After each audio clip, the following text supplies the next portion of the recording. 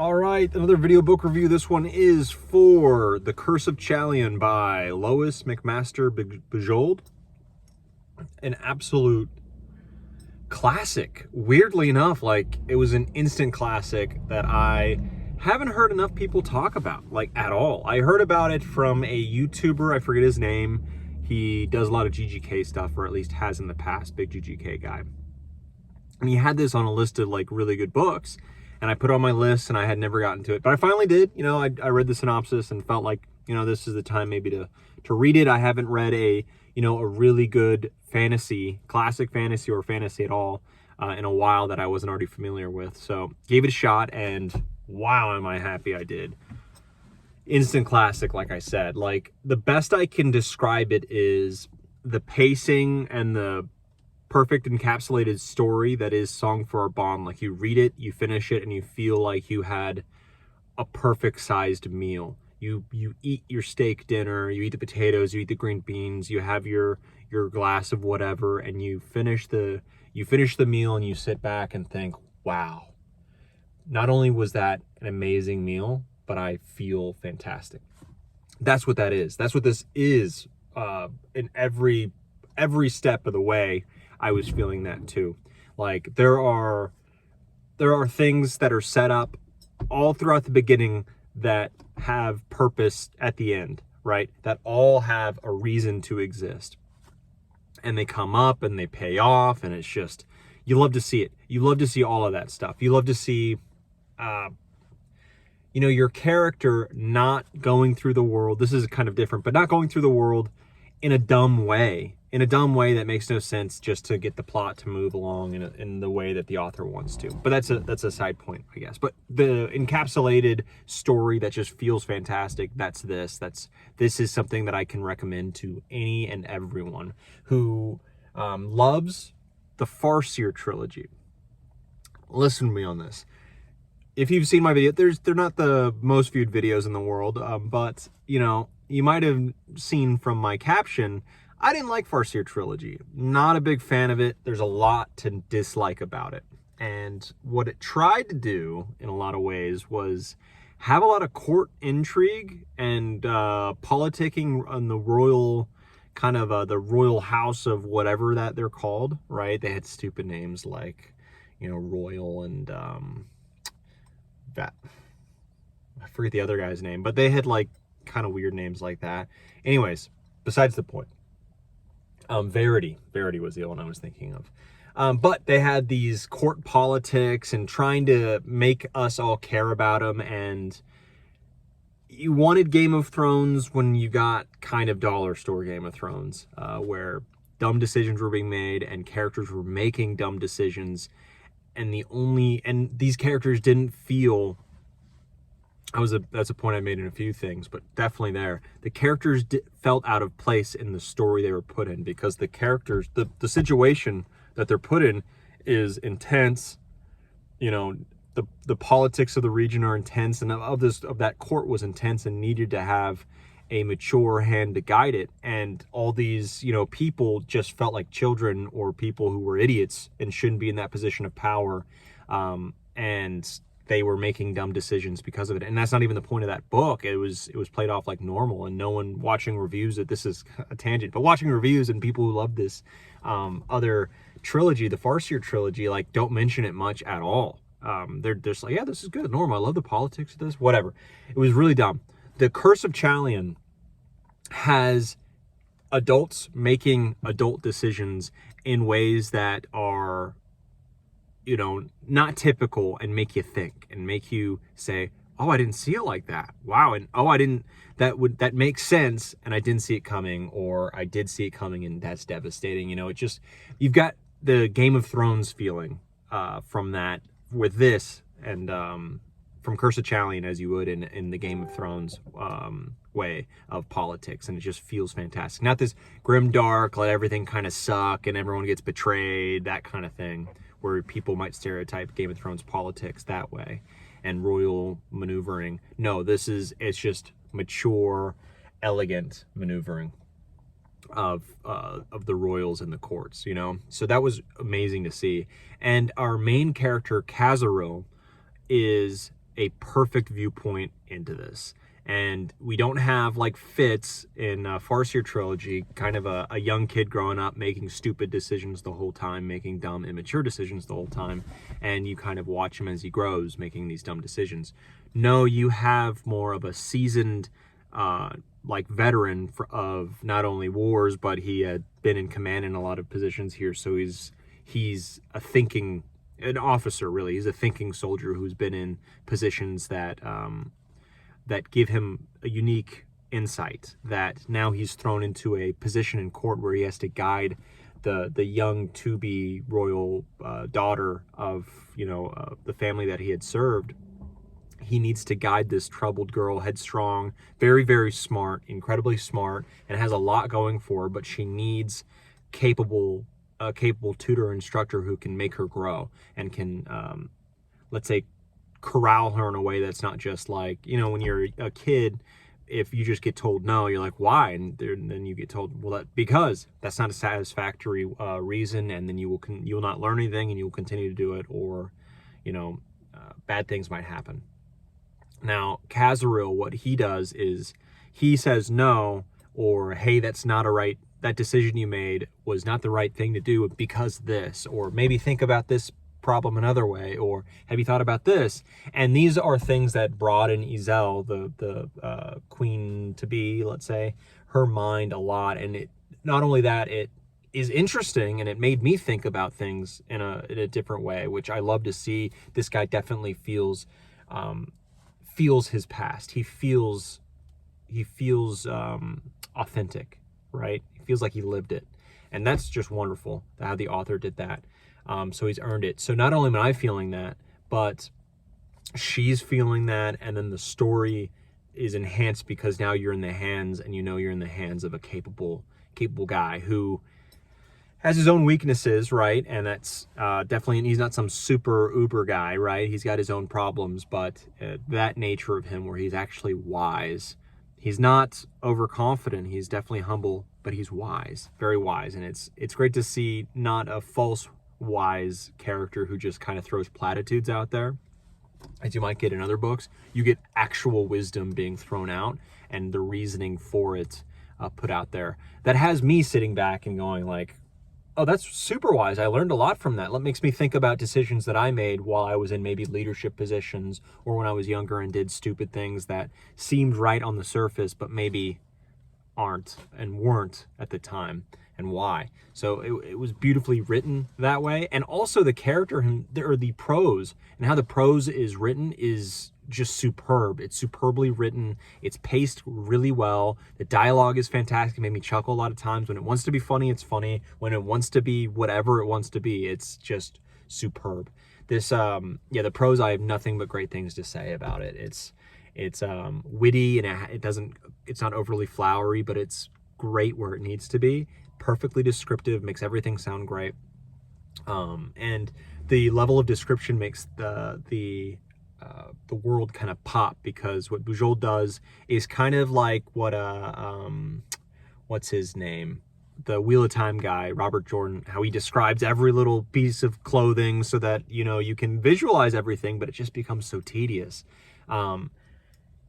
How he does it, or how Lois McMaster Bujold does it, she does the same thing, just more eloquent. And maybe because it's only one book, and it feels good with that, and you get tired after like 6 or 7 books of Robert Jordan doing it. But with Bujold, she does it just perfectly well, and you can just see all this world is bright. This world is bright and colorful. She made it that way, and it just works so well. Nothing is sacrificed for it. The action scenes are great. They're punchy. There's not much of it, but when they happen, they hit. There's a scene in this that I won't spoil, but it comes at a time where there hasn't been much action, and there's a lot of other intrigue and stuff going on, and the pacing is amazing, right? Like I said, so you're swept up in other stuff.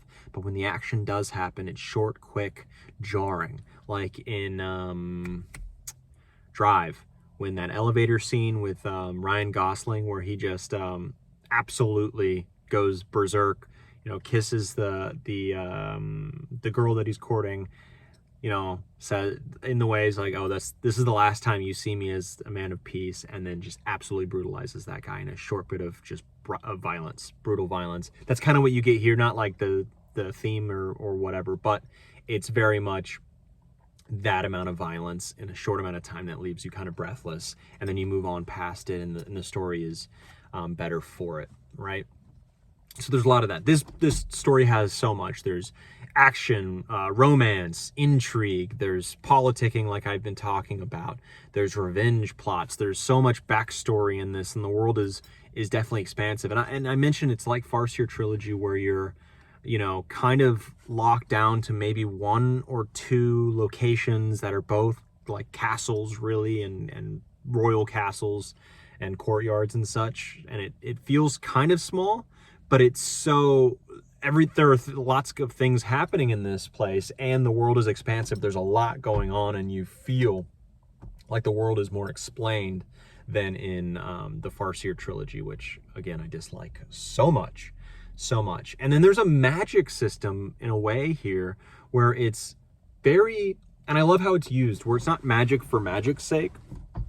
It's used in a really cool way that it's now there to then push the kind of a sub plot in a way of, and a thing that Bujold wanted to talk about in this book, which is a lot about theology, which was amazing too. Along with all the action, adventure, romance, all that kind of stuff, you have this deep theological question about what free will is. Is there actually free will, looking back at events and let's say the heavy hand of God's doing things? How much has free will been affected by that? What that would mean if you don't have it? The role of saints, like what are actual saints? And a lot of the quotations that are beautifully put on all this stuff have obviously a lot of analogs to our religious theology, whatever they be, Christian, Muslim, whatever, right? If whatever your faith is, or if you came from it, you probably have a view of religion in some way. And the questions asked in this book aren't just, oh, does God exist? And if he exists, what about it? It's not like whatever, shallow stuff.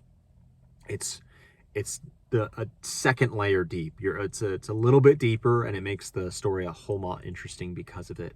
And it's something that, again, I read and it makes me sit back and think. I was like, okay, yeah, this is super interesting stuff. So it is just a book that's chock full of meat. Just so much is happening in this book that it's the way that it's paced, everything that goes on in this book, and the characters are just jumping off the page. Talked about Khazriel just a little bit, but he's got such a background that you hear hints about, and you think, okay, that's just a cool background for this guy to explain his current abilities, or his current mood and his capabilities.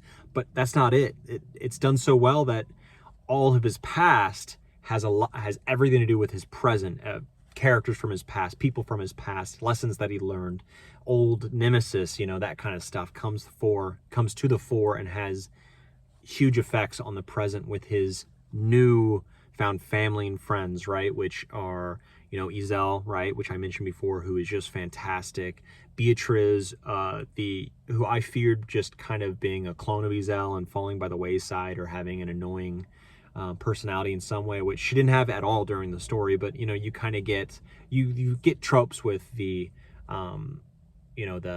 the queen's companion kind of thing in a lot of stories, and this was not it. She was her own character, super unique, and had her own interesting arc to go through. Same with Ezel. Ezel had an amazing arc. Khazriel had an amazing arc, and how he affected those girls' lives and nurtured them to become a little bit more ready for the world that they were coming into. He's 35 in this story, and they're young and growing up. Beatriz 19 and Ezel 16, and it was great for him to kind of ready them for the kind of the rough world that they were about to get thrown headlong into. You have really good villains in this.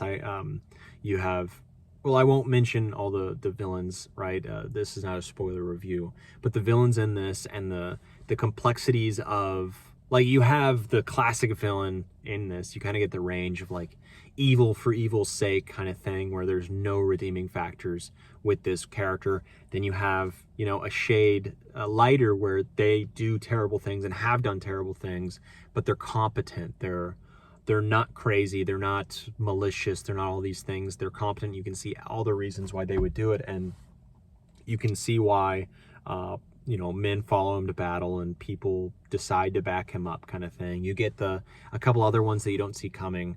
So that's really interesting.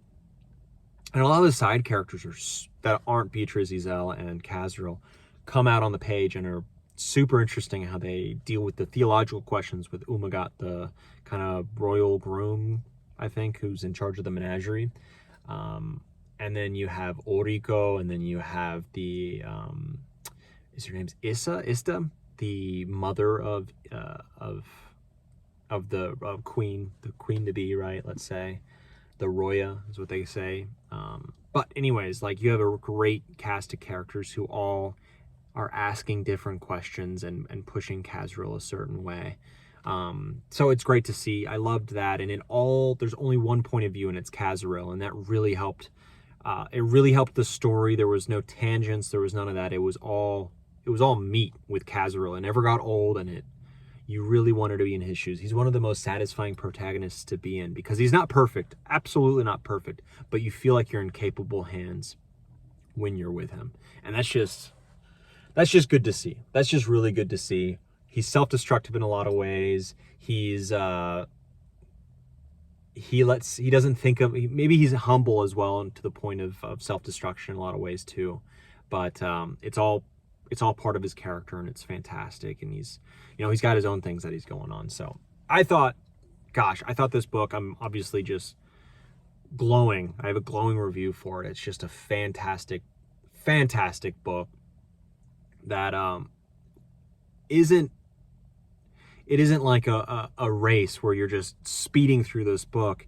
It's a crazy great balance that you only get with the best of books, where you have a fast pace, but you're also introspective the entire time and asking deep questions with beautiful prose that I'm highlighting all the time. And it's such a treat. It's such a treat. It's not, a Dungeon Crawl book that it's perfectly paced, but there's not much meat on those bones, and it's not too overly flowery and stays too long in places, and I could give examples on that, sadly.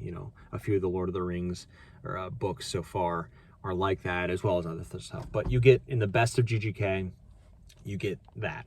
In the best of Bujold, I hope there's more of where this comes from. But obviously, I'm putting this book, The Curse of Chalion, in the same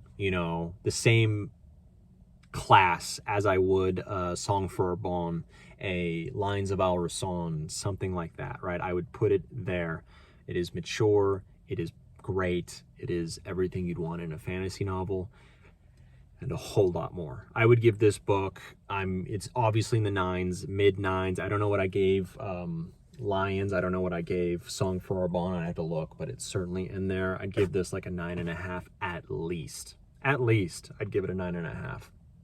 And who knows, it only grows as I think about it. It only grows as I think about it, as it goes up towards a perfect book. But anyways, wow, what a surprise. And that I might even be just ecstatic about it because it's such a surprise, right? But it's just so great. Such a great book. Wow, I did not expect this year to be so great with the reading. And it is currently, I think, possibly, with the inclusion of Shakespeare and all these other books that I didn't expect to be great, like this one, and then books I did expect to be great. I've got some rereads that I'm doing that I'm really enjoying. Like, this is such a fantastic reading year, and I look forward to, finishing up this year and continuing this year as strong as possible. So, on to the next book.